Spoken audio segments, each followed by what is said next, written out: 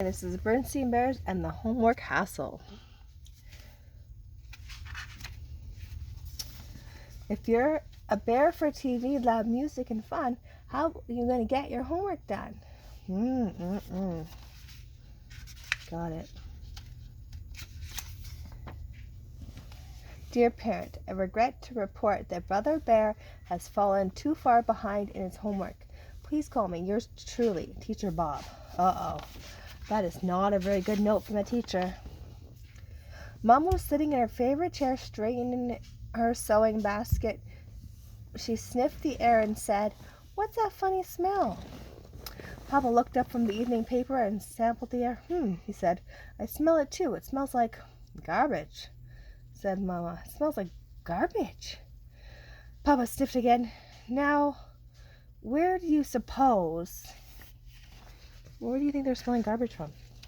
From the cup's room. From the cub's room. That's a good guess. "I'll tell you where, I suppose," said Mama, who had put aside her sewing basket and sniffed around the room. "It's coming from Brother Bear's backpack." And sure enough, it was. There was an old banana peel, a brown apple core, and a moldy piece of bread in Brother's backpack. Yuck. No wonder why it stunk in there. Because they're not taking the food in garbage? Right, yeah.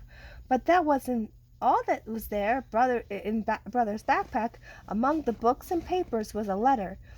It was old and wrinkled, and it was from his teacher. Mama read it. Then she passed it to Papa. After Papa read it, he looked across the table at Brother, who was doing his homework. At least he was supposed to be doing his homework, and maybe he was, but it was too hard to tell by looking at him. He had his card table set up in front of the television that was showing his favorite program, The Bear Stooges. He was listening to his boombox and talking into a cell phone at the same time. There was a game bear and a bowl of popcorn on the TV, and yes, there were some school books and paper and pencil too.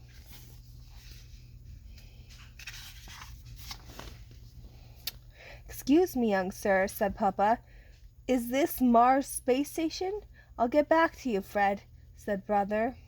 He put down the cell phone and turned off the boombox. I'm not quite reading you, Dad." "You're not reading much of anything, according to this letter from your teacher.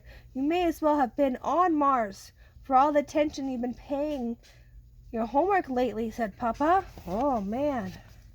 Papa is angry.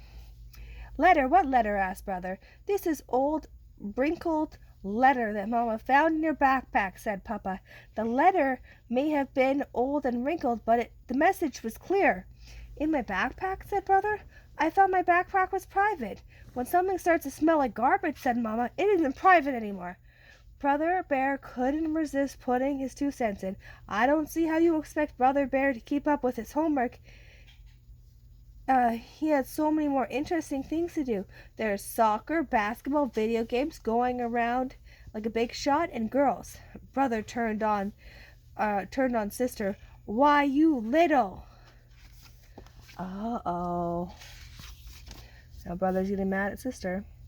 "That'll be quite enough, Sister," said Papa. "Why don't you go and do your own homework?" "It's done," said Sister. "See? You call those scribbles homework? You little twerp," shouted Brother. "Now," said Mama, "let's everyone calm down and try to figure out what the problem is." "I'll tell you what the problem is. The problem is too much homework. Vocabulary homework, arithmetic homework, science homework. It's homework, homework, homework, homework. Every subject, every day, till it's coming home out of my ears." "Aha," said Papa. "Tell me, son, what's your homework for today?" "Adding and subtracting fractions and memorizing 2 stanzas The Bear Stooge on the Burning Deck." "That doesn't really seem like too much homework for me, son," said Papa. Brother slumped and stared at the Bear Stooges, who were barely hitting one another on the head.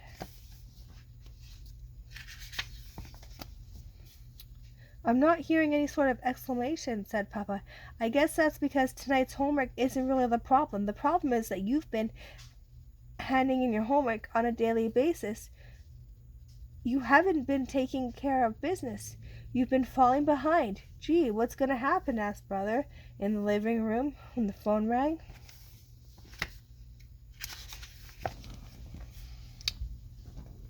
"It's the BRS," said Mama. "For you, Papa." "Take their number and I'll call them back," said Papa. "What's the BRS, Mama?" asked Sister. "It's the Bears Revenue Service," said Mama. "They collect taxes." "What's going to happen," said Papa, "is there's not going to be any more Mars Space Station. No more boombox, no more popcorn. It's just you and your homework until you're all caught up." "But that'll take forever," moaned Brother. "Nevertheless," said Papa. "You just don't understand," said Brother, heading towards the door. "Where are you going?" asked Mama. "Just going for a walk," said Brother. As often happened when Brother got a problem, he went for a walk. His feet led him to Gramps and Gran's just down the road. Gramps and Gran would tell Brother was in trouble as they opened the door. After some milk and cookies, Brother told them the whole miserable story. The telltale letter, the missed assignments, the no television, no video games, the no anything until he caught up, and he was so far behind that he'd never catch up. "Oh, you'll catch up," said Gramps. "Your father did." "Huh?" said Brother. Josiah stopped. "Same thing happened to you with your dad when he was young in your age," said Gramps. "Of course. There was no television then." "No television?" thought Brother. "Wow, that would have been really like being on Mars." "We had a radio," continued Gramps. "We would still have it, of course, but radio was like television then. It had great stories every evening. There was a western called The Bear's Milk and The Buck Bruin, and the 25th century was the sort of bear trek is now.